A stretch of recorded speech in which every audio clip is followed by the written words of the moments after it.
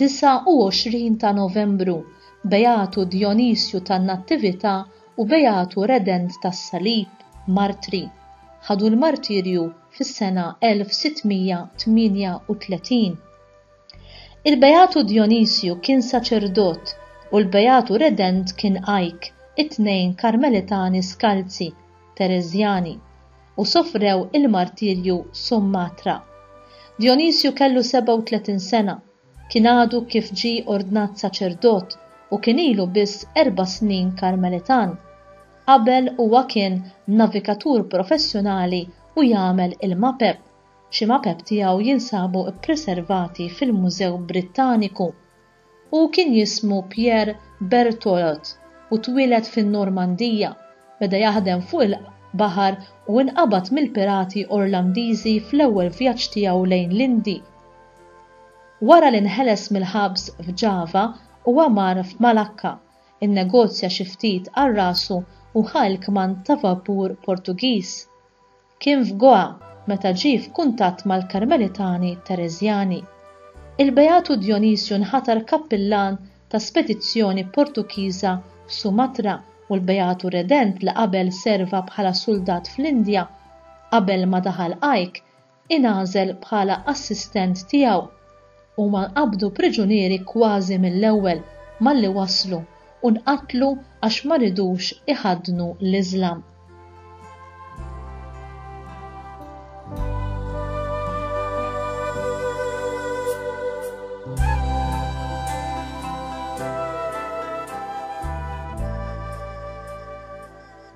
L-Ordni Karmelitana ġiet imbierka matul l-istorja tagħha minn tant inġiel u nisa li kienu mimlijin ħeġġa u entużjażmu għal Alla u għat-tixrid tal-kelma tiegħu kull fejn sabu ruhom. Xi wħud minn daw ġew imtella minnhom mill-Knisja għal grad ta' Beati u Qaddisin. Imma minn fejn jiġi dan iż-żelu għal Alla u x-xandir tal-kelma tiegħu tant li bla biża' ħadu l-martirju biex ikunu ta' xhieda għalih. Kif nistgħu nimitaw lil dawn il-mudelli li l-Knisja tpoġġilna qudiemna billi tiċċelebra t-tifkira tagħhom? Imma jsabuh is-sabar biex jissapportu l-għawġ u l-persekuzzjonijiet. U aħna għandna sabar fit-tribulazzjonijiet tagħna tal-ħajja ta' kuljum jew ingergru u nniżżulu l-gdiedem.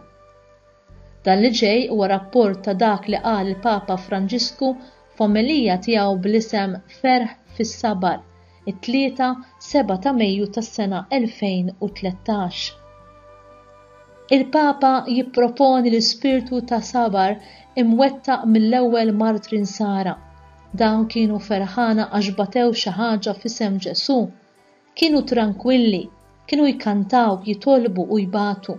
Huma f'dak il-waqt kienu f'dak l-istat ta' qalb tant nisranija, l-istat tas-sabar. Meta Ġesu jibda l-passjoni tiegħu wara ċ-ċena jidħol fis-sabar. Tidħol fis-sabar din hija t-triq li Ġesu jgħallem lilna l-insara. Tidħol fis-sabar. Imma dan ma jfissirx li nkunu mdejqa, le, hija xi ħaġa oħra. Dan ifisser tissapporti, iġġor fuq spallejk il-piż tad-diffikultajiet, il-piż tal-kontradizzjonijiet, il-piż tat-tribulazzjonijiet. Is-sabar nisrani mixut mill-martri huwa proċess ta' maturità nisranija spjega l-Papa għalhom it-triq tas-sabar li sabiex jitwettaq huwa meħtieġ iż-żmien huwa bħal inbit tajjeb qal b'espressjoni edifikanti li tista' tistenna bis-sabar tistenna l-waqt li fih ikun proponjament matur. Imbagħad reġa' propona l-eżempju tal-martri li kienu mimlija ferħ li jmorru jagħtu xhieda ta' Ġesu.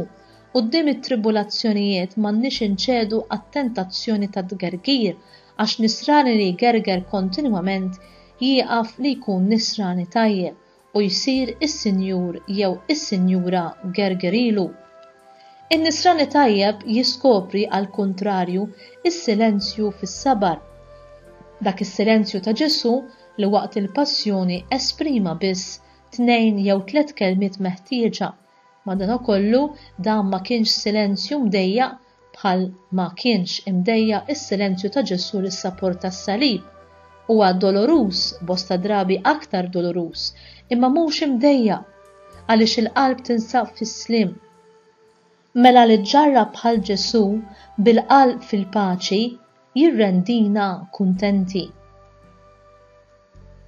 Ejjew nitolbu lil Missier tagħna tas-sema ikabbar fina l-istess sabar li kellu Ġesu filwaqt li aħna nagħmlu ħilitna biex nipprattikaw dan il-virtù filwaqt li miexja wara is-Salvatur tagħna bis-salib fuq spallejna.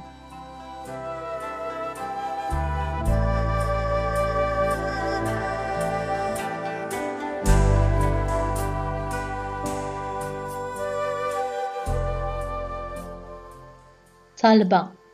O Alla ta' dejjem tista' kollox, inti żżejjen il-ġisem qaddis tal-Knisja tiegħek bl-istqarrija tal-qaddisin martri. Għatina lill-martirju glorjuż li qegħdin infakru llum ikun għalina ta' għajnuna qawwija kif kabbar għal dejjem fis-sema lill-Beatu Djonisju tan-Nattività u l-Beatu Redent tas-Salib. Nitolbuk dan bi Kristu Sidna. Amen.